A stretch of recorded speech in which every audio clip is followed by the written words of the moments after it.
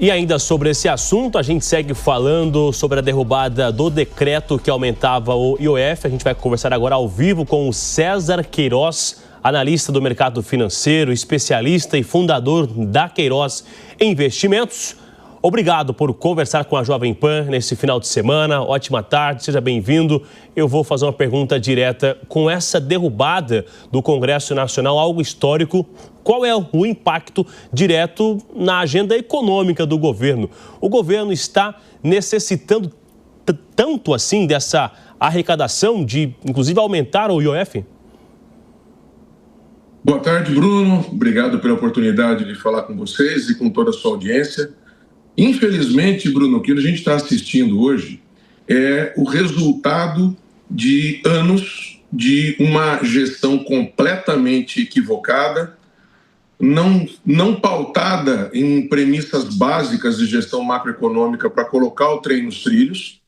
E o que a gente assistiu agora, mais recentemente, foi o Congresso dar um basta para a política do nosso ministro da Fazenda, que, na minha opinião, o nosso ministro da Fazenda ele é um brilhante arquiteto, qualquer coisa, menos ministro da Fazenda.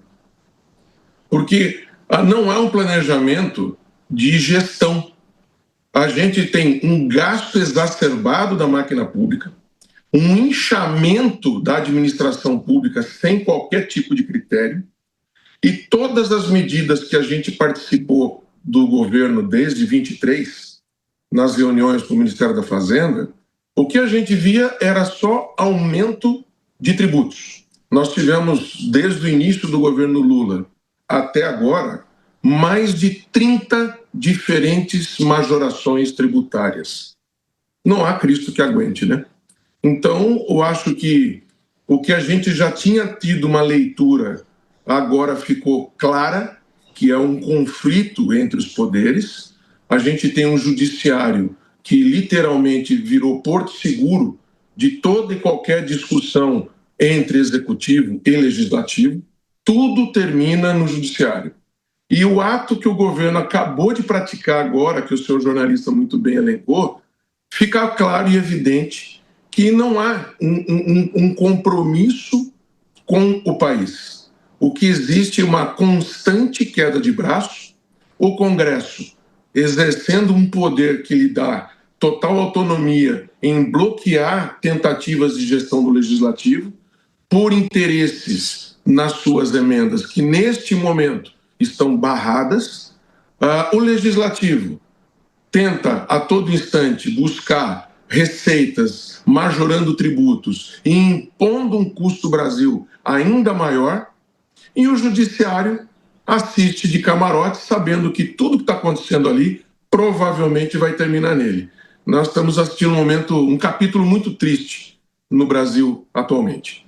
Agora, César, já com essa linha de recorrer aos ministros do Supremo, quando o governo ignora uma decisão unânime quase do Congresso Nacional e recorre ao Supremo por uma questão econômica, isso afeta a confiança do mercado financeiro na responsabilidade fiscal do governo? Não tenha dúvida, Bruno, não tenha dúvida. Na verdade, o mercado ele já tem precificado a omissão do governo nos compromissos básicos da gestão da coisa pública.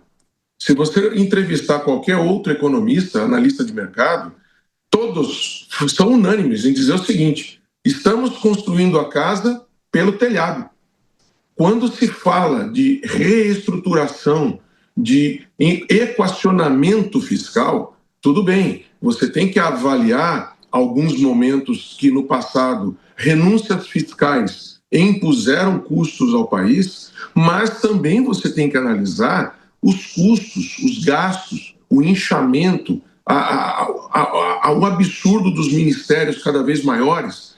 Então você busca, num lado da gangorra, redução de custos e do outro, um equacionamento de receitas.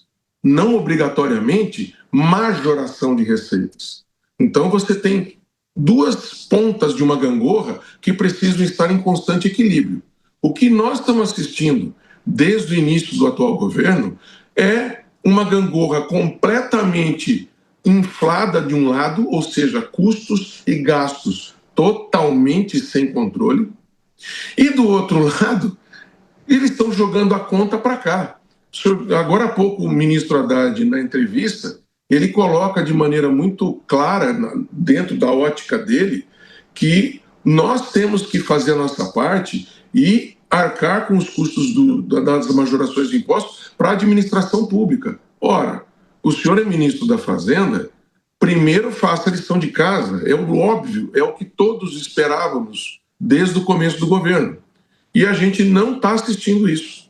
Então, é triste, é um momento complicado, realmente. E eu tenho certeza que o mercado já está precificando para baixo o caos todo que a gente está, infelizmente, assistindo diariamente nos noticiários. Olhando ainda no retrovisor essa votação, o governo ele conseguiu somente 98 votos dentro da Câmara e no mesmo dia foi analisado no Senado Federal. Foi uma vitória que até para a oposição e para os aliados do governo, considerada esmagadora. E eu te pergunto o seguinte, houve realmente esse ambiente, o entendimento que não aceitam esse aumento de impostos ou qualquer aplicação semelhante? Ou houve um lobby de algum setor específico para se beneficiar com a derrubada do IOF?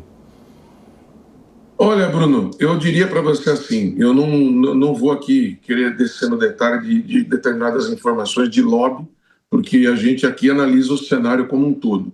O que nós temos de clareza é que o governo não tem mais base de apoio alguma, o recado ficou muito claro, a gente viu um ritmo de votação inédito, onde você teve uma Câmara dos Deputados e no mesmo dia você já teve um Senado endossando a votação.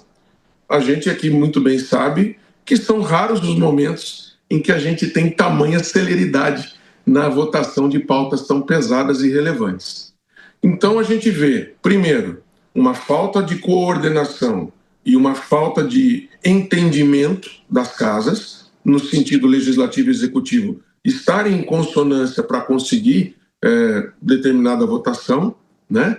E o principal, fica evidente o recado do Congresso, porque logo após a votação do IOF, foi aprovada por ampla maioria o aumento de deputados para o próximo mandato. Então isso, na nossa leitura, foi um recado claro. Falou, olha, chega, aqui vocês não têm mais arbitragem alguma, nós estamos com todas as emendas congeladas, sem emenda não tem voto, e de quebra, a partir do próximo mandato, temos mais elementos na casa. Então, recado mais claro que esse é impossível, né? Claro, bom, e a gente continua de olho porque os recados estão vindo diariamente, né? O Congresso enviando recados para o Congresso, para os aliados do governo, para o governo em si, esperando uma conversa, sentarem à mesa novamente e negociarem também. César Queiroz, analista financeiro aqui na Jovem Pan e fundador também da Queiroz Investimentos. Muito obrigado pelas suas explicações. A gente vai ter que conversar novamente porque esse assunto vai render no Congresso, vai render no Supremo Tribunal Federal. Tem muita conversa e tem que jogar luz para conseguir entender justamente o que significa esses números e esse aumento ou essa redução. Ótimo final de semana a você. Bruno, muito obrigado pelo espaço, um abraço para todos os amigos aí da Jovem Pan e para toda a sua audiência. A gente se fala logo mais.